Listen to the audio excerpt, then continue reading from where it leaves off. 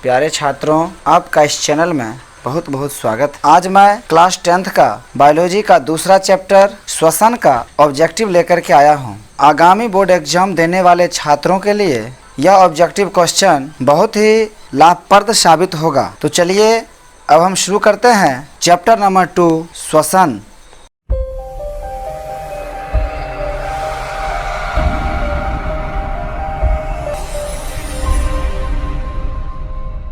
हिंदी होता है रिस्पायरेशन, ठीक है। तो इसका हम सबसे पहला ऑब्जेक्टिव क्वेश्चन देखते हैं। श्वसन की क्रिया किस प्रकार की प्रतिक्रिया है? ऑप्शन नंबर ए कहता है संश्लेषण, बी कह रहा है पाचन, सी कह रहा है ऑक्सीकरण और डी कह रहा है इनमें से कोई नहीं। देखिए, श्वसन की जो क्रिया है, ठीक है, वो जो प्रतिक्रिया होती है वो ऑक्सीकरण होती है। क्या होती है? तो ऑक्सीकरण होती है। इसलिए आपका जो ऑप्शन नंबर सी है ये आपका राइट आंसर हो जाएगा, ऑक्सीकरण।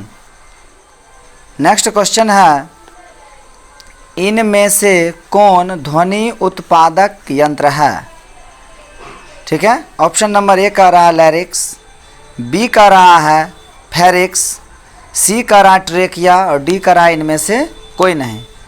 देखिए, ये जो है ना ध्वनि उत्पादक, ध्वनि का उत्पादक अंग तंत्र जो होता है वो लैरिक्स होता है। क्या होता है? तो लैरिक्स, इसी को हम हिंदी में कहते हैं स्वर तंत्र। ठीक है, लैरिक्स को हिंदी में क्या कहते हैं? स्वर तंत्र कहते हैं। तो आपका ऑप्शन नंबर ए जो है ये आपका राइट आंसर हो जाएगा। नेक्स्ट क्वेश्चन है क्वेश्चन नंबर 3, मनुष्य में कितनी जोड़ी पसलियाँ पाई जाती है? ठीक है, मनुष्य में कितनी जोड़ी पसलियाँ पाई जाती है? तो मनुष्य में जो है 24 पसलियाँ होता है। कितना पसलियाँ? 24। तो जोड़ा में कितना होगा? 12। मतलब 12 की जो है संख्या में ये पाया जाता है बायां और दायां साइड। इसलिए आपका ऑप्शन नंबर डी जो है ये आपका सही आंसर होगा। मनुष्य में कितनी जोड़ी? तो 12। नेक्स्ट क्वेश्चन है, CO2 जल और ऊर्जा प्रदान करने के लिए पायरुवेट का विखंडन निम्नलिखित है। कि पायरुवेट का विखंडन जो होता है ये कहाँ पर होता है? तो आपका जो है इसका आंसर हो जाएगा माइटोकॉन्ड्रिया। माइटोकॉन्ड्रिया, ठीक है, ये जो है दीर्घई यहाँ पर नहीं होगा, ठीक है, हर सही होता है माइटोकॉन्ड्रिया। तो ऑप्शन नंबर बी जो है आपका राइट आंसर होगा माइटोकॉन्ड्रिया। क्वेश्चन नंबर 5, श्वसन की क्रिया में खाद्य पदार्थ का क्या होता है? तो श्वसन की क्रिया में जो खाद्य पदार्थ होता है उसका ऑक्सीकरण होता है। इसलिए आपका ऑप्शन नंबर सी जो है ये आपका सही आंसर होगा, ऑप्शन नंबर सी यानी ऑक्सीकरण। ठीक है, ऑक्सीकरण जो है ये श्वसन क्रिया में खाद्य पदार्थ के फलस्वरूप होता है। तो उस प्रक्रिया को हम क्या कहते हैं? तो ऑक्सीकरण कहते हैं। ठीक है, नेक्स्ट क्वेश्चन है, अवायवीय श्वसन कोशिका के किस भाग में होता है? अवायवीय श्वसन कोशिका के किस भाग में होता है? ए में कह रहा माइटोकॉन्ड्रिया, बी में कह रहा कोशिका द्रव्य, सी में कह रहा हरित लवक और डी में कह रहा कोशिका झिल्ली। तो देखिए, अवायवीय श्वसन जो होता है वो कोशिका के कोशिका द्रव्य में होता है। तो ऑप्शन नंबर बी जो है ये आपका राइट आंसर होगा, कोशिका द्रव्य। पौधों में गैसों के आदान प्रदान के लिए रहते हैं। देखिए, पौधे में गैसों का आदान प्रदान के लिए क्या रहता है? तो ऑप्शन ए में कह रहा जड़, बी में कह रहा रंध्र, सी में कह रहा तना और डी में कह रहा टहनी। कि गैसों का आदान प्रदान जो होता है वो रंध्र के द्वारा होता है। इसलिए ऑप्शन नंबर बी जो है ये आपका राइट आंसर होगा, रंध्र। नेक्स्ट क्वेश्चन है, मनुष्य में सांस लेने और छोड़ने की क्रिया को कहा जाता है?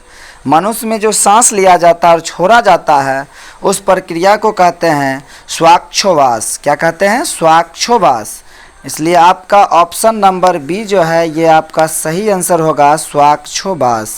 नेक्स्ट क्वेश्चन है, प्रकाश संश्लेषण में कौन सा प्रकाश सबसे अधिक प्रभावकारी होता है? कि प्रकाश संश्लेषण में कह रहा है कौन सा प्रकाश सबसे अधिक प्रभावशाली होता है?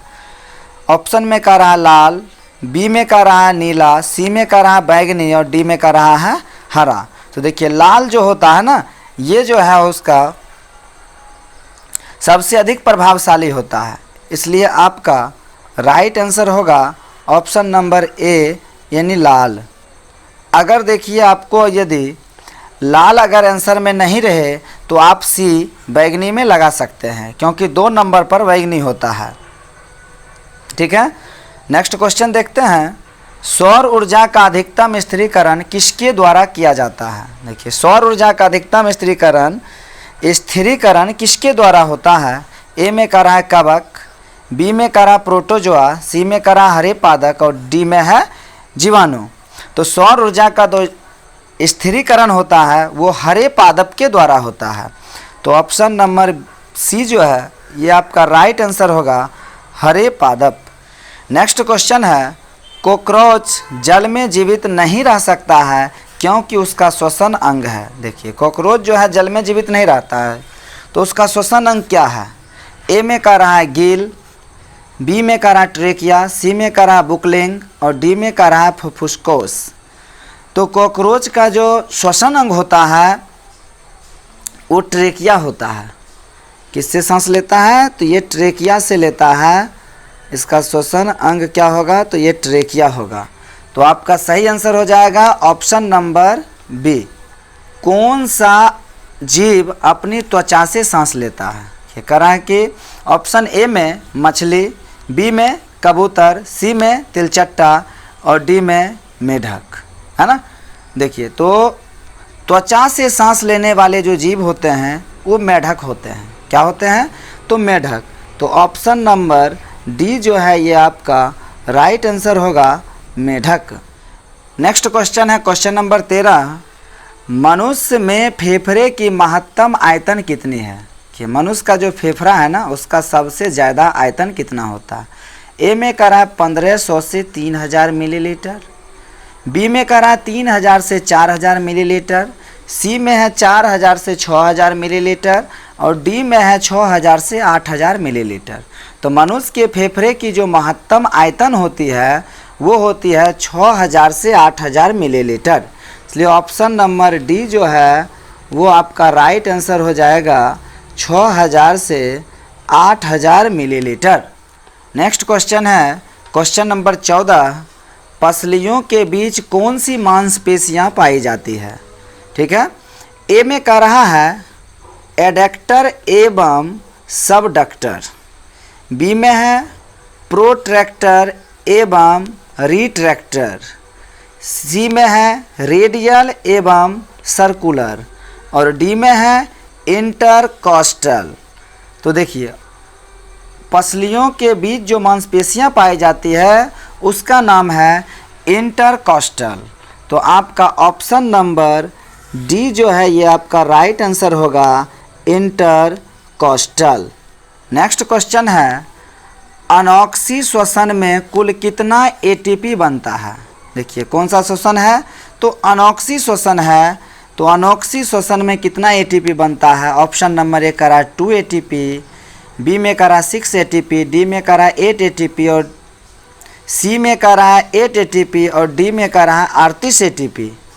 तो देखिए, अनॉक्सी श्वसन में जो है 2 एटीपी का निर्माण होता है और यहीं पर ऑक्सी श्वसन अगर रहता तब 38 एटीपी का निर्माण होता। तो आपका जो है ऑप्शन नंबर ए जो है ये आपका राइट आंसर होगा, ऑप्शन नंबर ए। ठीक है, अब यहाँ पर अगर मान लीजिए आपको अनॉक्सी के जगह पर क्या रहता? ऑक्सी रहता। ठीक है, ऑक्सी अगर श्वसन अगर पूछेगा तो आप 38 एटीपी में लगाइएगा। नेक्स्ट क्वेश्चन है, जंतुओं में मुख्यतः कितने प्रकार के श्वसन अंग पाए जाते हैं? ए में कह रहा 1, बी में कह रहा 2, सी में कह रहा 3 और डी में कह रहा 4। तो देखिए, जंतुओं में जो है मुख्य रूप से 3 प्रकार के श्वसन अंग होते हैं। कितने होते हैं? तो 3 होते हैं। तो आपका ऑप्शन नंबर सी जो है आपका राइट आंसर होगा, 3। तो देख लीजिए, 3 जो श्वसन अंग होता है वो अंग है आपका श्वास नली। ठीक है, उसके बाद आपका होगा गिल्स, उसके बाद आपका होगा फेफड़ा, यानी जंतुओं में जो श्वसन अंग होते हैं यही 3 होते हैं, श्वास नली, गिल्स और फेफड़ा। वैसे श्वास नली को हम जो है इंग्लिश में ट्रेकिया कहते हैं, ट्रेकिया, याद रखिएगा ये ट्रेकिया होता है। कहीं कहीं पर आप श्वास नली के जगह पर आपको ट्रेकिया भी लिखा हुआ मिलेगा। नेक्स्ट क्वेश्चन है, पौधे में श्वसन कहाँ होता है। देखिए पौधा श्वसन कहाँ करता है या किसके द्वारा करता है, तो ए में कर रहा है जाइलम के द्वारा, बी में कर रहा है फ्लोएम के द्वारा, सी में कर रहा है अस्टोमेटा के द्वारा और डी में है क्लोरोफिल के द्वारा। तो पौधे में जो श्वसन होता है वो अस्टोमेटा के द्वारा होता है। किसके द्वारा, तो अस्टोमेटा के द्वारा होता है। इसलिए आपका ऑप्शन नंबर सी जो है ये आपका राइट आंसर होगा, अस्टोमेटा। नेक्स्ट क्वेश्चन है, इनमें से कौन ऑक्सी श्वसन कर सकता है। देखिए ए में है लाल रक्त कण, बी में है श्वेत रक्त कण, सी में है हृदयक मांसपेशी और डी में है इनमें से सभी। देखिए लाल रक्त कण जो होता है जिसको हम RBC कहते हैं, लाल रक्त कण वो ऑक्सी श्वसन करता है। तो आपका ऑप्शन नंबर ए में लिखा हुआ है लाल रक्त कण और यही आपका राइट आंसर होगा, लाल रक्त कण। नेक्स्ट क्वेश्चन है, माइटोकॉन्ड्रिया का संबंध है। देखिए माइटोकॉन्ड्रिया का संबंध किससे है, उत्सर्जन से, प्रासरण से, श्वसन से और पाचन रस से। तो माइटोकॉन्ड्रिया का जो संबंध है वो श्वसन से है। किससे है, तो श्वसन से है। तो ऑप्शन नंबर सी जो है आपका राइट आंसर होगा, श्वसन। ATP का निर्माण होता है। देखिए ATP का निर्माण कहाँ होता है, ए में कर रहा है पेप्सिन, बी में कर रहा है गोल्जी काई में, सी में कर रहा है माइटोकॉन्ड्रिया में और डी में कर रहा है इनमें से कोई नहीं, मतलब इनमें से कहीं भी नहीं हो रहा है, इन तीनों में से। तो देखिए ATP का जो निर्माण होता है वो माइटोकॉन्ड्रिया में होता है। कहाँ होता है, तो माइटोकॉन्ड्रिया में। इसलिए आपका ऑप्शन नंबर सी जो है ये आपका राइट आंसर होगा, माइटोकॉन्ड्रिया। नेक्स्ट क्वेश्चन है, फेफड़े में रक्त पहुंचाने वाला अंग है। देखिए फेफड़ा में रक्त कौन पहुंचाता है, बायां आलेंद, दायां आलेंद, बायां निलय और धमनी। तो देखिए डी नंबर ऑप्शन जो है धमनी, ये आपका सही आंसर होगा क्योंकि फेफड़ा में जो रक्त पहुंचता है वो धमनी के द्वारा पहुंचता है। इसलिए आपका राइट आंसर हो जाएगा ऑप्शन नंबर डी, धमनी। नेक्स्ट क्वेश्चन है, इनमें सामान्यतः किसका उपयोग कोशिका द्वारा ऊर्जा उत्पादन के लिए होता है। ये कौन जो है इसमें कोशिका द्वारा ऊर्जा का उत्पादन करता है। ए में कहता है एमिनो अम्ल, बी में है वसा अम्ल, सी में है ग्लूकोज और डी में है सुक्रोज। तो देखिए ऊर्जा का जो उत्पादन होता है वो ग्लूकोज के द्वारा होता है। तो आपका ऑप्शन नंबर सी जो है ये आपका राइट आंसर होगा, ग्लूकोज। ठीक है। नेक्स्ट क्वेश्चन है, निश्वास द्वारा निकली वायु में होती है कि निश्वास द्वारा जो वायु निकलती है उसमें कौन सी वायु होती है। तो ऑप्शन ए में कह रहा CO2, इसको हम क्या कहते हैं, तो कार्बन डाइऑक्साइड कहते हैं, कार्बन डाइऑक्साइड। ठीक है, इसको हम कार्बन डाइऑक्साइड कहते हैं। ओ में होता ओ, बी में है O2 मतलब ऑक्सीजन, सी में है नाइट्रोजन, इसको हम N2 लिख सकते हैं और यह है पायरुवेट। तो देखिए निश्वास द्वारा जो निकली वायु होती है वो CO2 होती है। इसलिए आपका ऑप्शन नंबर ए जो है ये आपका राइट आंसर होगा, CO2। ठीक है। पौधों में किस क्रिया द्वारा बाहरी वातावरण से ऑक्सीकरण कोशिकाओं को पहुंचाता है। ठीक है, ए में कर रहा है विसरण, बी में कर रहा है किण्वन, सी में कर रहा है दोनों, मतलब विसरण या किण्वन, यानी कि ये दोनों हो सकता है, और डी में कर रहा है प्रकाश संश्लेषण। तो देखिए पौधों में जो है बाहरी वातावरण से ऑक्सीजन जो कोशिकाओं में पहुंचता है वो विसरण के द्वारा पहुंचता है। इसलिए आपका ऑप्शन नंबर ए जो है ये आपका सही आंसर होगा, विसरण। नेक्स्ट क्वेश्चन है, आणविक ऑक्सीजन के उपलब्ध नहीं होने से पायरुवेट का परिवर्तन जंतुओं में किस यौगिक में होता है। ठीक है, तो ए में कह रहा है लैक्टिक अम्ल, बी में करा इथेनॉल, सी में करा साइट्रिक अम्ल और डी में करा ग्लूकोज। तो देखिए इसका सही आंसर आपका हो जाएगा लैक्टिक अम्ल। तो ऑप्शन नंबर ए जो है इसका राइट आंसर होगा लैक्टिक अम्ल। क्या होगा? तो लैक्टिक अम्ल इसका सही आंसर होगा। नेक्स्ट क्वेश्चन है, इनमें से केचुआ का श्वसन अंग है। देखिए केचुआ किससे सांस लेता है? ए में है नासिका, बी में है त्वचा, डी में है फेफड़ा, सी में है फेफड़ा और डी में है इनमें से कोई नहीं। देखिए केचुआ का जो श्वसन अंग है वो त्वचा होता है। क्या होगा? त्वचा। तो ऑप्शन नंबर बी जो है ये आपका राइट आंसर होगा त्वचा। नेक्स्ट क्वेश्चन है क्वेश्चन नंबर 27 यानी 27। ट्रेकिया के पीछे वायु नली किन दो भागों में विभाजित होता है? तो ए में कह रहा है ट्रेकियोल, बी में कह रहा है ब्रोकाई, सी में है ब्रोकियोल और डी में है केश नली। तो ट्रेकिया के पीछे की जो वायु नली होती है वो ब्रोकाई के दो भागों में विभाजित होती है। तो ब्रोकाई आपका ऑप्शन नंबर बी में है, इसलिए आपका ऑप्शन नंबर बी जो है ये आपका राइट आंसर होगा ब्रोकाई। क्वेश्चन नंबर 28 है, बिना किसी अतिरिक्त प्रयास के मनुष्य कितनी हवा सांस में लेता है? ठीक है, ए में कह रहा है 500 मिलीलीटर, बी में कह रहा है 15,000 मिलीलीटर, सी में कह रहा है 3,000 मिलीलीटर और डी में कह रहा है 4,000 मिलीलीटर।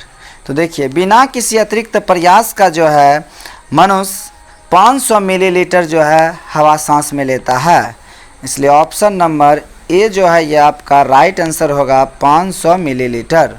नेक्स्ट क्वेश्चन है, हीमोग्लोबिन से जुटकर CO2 क्या बनाता है? ए में कह रहा है ऑक्सी हीमोग्लोबिन, बी में कह रहा है कार्बोक्सी हीमोग्लोबिन, सी में कह रहा है कार्बो हीमोग्लोबिन और डी में है इनमें से कोई नहीं। देखिए हीमोग्लोबिन जब CO2 से संयोग करता है तो वो कार्बोक्सी हीमोग्लोबिन बनाता है, इसलिए आपका ऑप्शन नंबर बी जो है ये आपका राइट आंसर होगा कार्बोक्सिल हीमोग्लोबिन। क्वेश्चन नंबर 13 है, कीटों में श्वसन किसके द्वारा होता है? ए में कह रहा त्वचा के द्वारा, बी में कह रहा गलफरा के द्वारा, इसको जो है गलफरा कर लीजिएगा, गलफरा के द्वारा, सी में है फेफड़े के द्वारा और डी में है ट्रेकिया के द्वारा। तो देखिए कीट में जो श्वसन होता है वो ट्रेकिया के द्वारा होता है, इसलिए आपका ऑप्शन नंबर डी जो है ये आपका राइट आंसर होगा ट्रेकिया। नेक्स्ट क्वेश्चन है, मछली कहाँ से सांस लेती है? ए में कह रहा नाक से, बी में कह रहा फेफड़ा से, सी में कह रहा गलफरा से और डी में कह रहा पंख से। तो देखिए मछली जो सांस लेती है वो गलफरा से लेती है, इसलिए आपका ऑप्शन नंबर सी जो है ये आपका राइट आंसर होगा गलफरा। नेक्स्ट क्वेश्चन है 32 नंबर, 1 मिलीग्राम हीमोग्लोबिन कितना ऑक्सीजन ढोता है? ठीक है, ए में कह रहा 1.5 मिलीलीटर, बी में कह रहा 1.8 मिलीलीटर, सी में कह रहा 1.3 मिलीलीटर और डी में कह रहा 2.3 मिलीलीटर। तो 1 मिलीग्राम हीमोग्लोबिन जो होता है वो 1.3 मिलीलीटर ऑक्सीजन को ढोता है, इसलिए ऑप्शन नंबर सी जो है आपका राइट आंसर होगा 1.3 मिलीलीटर। क्वेश्चन नंबर 33 है, कोशिका द्वारा ऊर्जा उत्पादन के लिए किसका उपयोग होता है? ए में कह रहा विटामिन का, बी में कह रहा वसा का, सी में है प्रोटीन का और डी में है ग्लूकोज का। तो कोशिका द्वारा जो ऊर्जा का उत्पादन होता है वो जो है ग्लूकोज का होता है। तो किसका उपयोग करता है? तो ग्लूकोज का करता है। तो ऑप्शन नंबर डी जो है ये आपका सही आंसर हो जाएगा ग्लूकोज। नेक्स्ट क्वेश्चन है, तिलचट्टे में श्वसन किसके द्वारा होता है? ए में है त्वचा के द्वारा, बी में है फेफड़ा के द्वारा, सी में है एस्पायरेकिल्स के द्वारा और डी में है इनमें से कोई नहीं। तो देखिए तिलचट्टा का जो श्वसन अंग है वो एस्पायरेकिल्स है, इसलिए आपका ऑप्शन नंबर सी जो है आपका राइट आंसर होगा एस्पायरेकिल्स। क्वेश्चन नंबर 35 और लास्ट क्वेश्चन है, प्रकाश संश्लेषण का अंतिम उत्पाद क्या होता है? ए में कह रहा है ऑक्सीजन, बी में कह रहा है कार्बन डाइऑक्साइड, सी में कह रहा है कार्बोहाइड्रेट और डी में कह रहा है जल। देखिए प्रकाश संश्लेषण का जो अंतिम उत्पाद होता है वो O2 होता है, यानी ऑक्सीजन होता है। जब ये प्रकाश संश्लेषण क्रिया करता है तो उसमें जो है ग्लूकोज को C6H12O6 को CO2 के ऊपर जो है ले करके और उससे जब ये अभिक्रिया करवाता है तो उसके फलस्वरूप जो है वहाँ पर यानी प्रकाश संश्लेषण क्रिया में जो है ये H2O और प्लस CO2 लेता है। H2O और CO2 लेने के बाद ये उससे अभिक्रिया करवाता है सूर्य की प्रकाश की उपस्थिति में और सनलाइट की उपस्थिति में, तब ये बनाता है C6H12O6 और प्लस H2O और उसके बाद बनाता है O2। ठीक है, और ये जो है O2 जो बनता है यही उसका अंतिम उत्पाद होता है, इसलिए आपका सही आंसर हो जाएगा ऑक्सीजन। तो ऑप्शन नंबर ए जो है ये आपका राइट आंसर होगा। तो चलिए आपको यह वीडियो देखने के लिए बहुत बहुत धन्यवाद। आप लोग ज़्यादा से ज़्यादा इस वीडियो को लाइक करें, शेयर करें, सब्सक्राइब करें। फिर मिलते हैं नेक्स्ट वीडियो में, तब तक के लिए थैंक यू।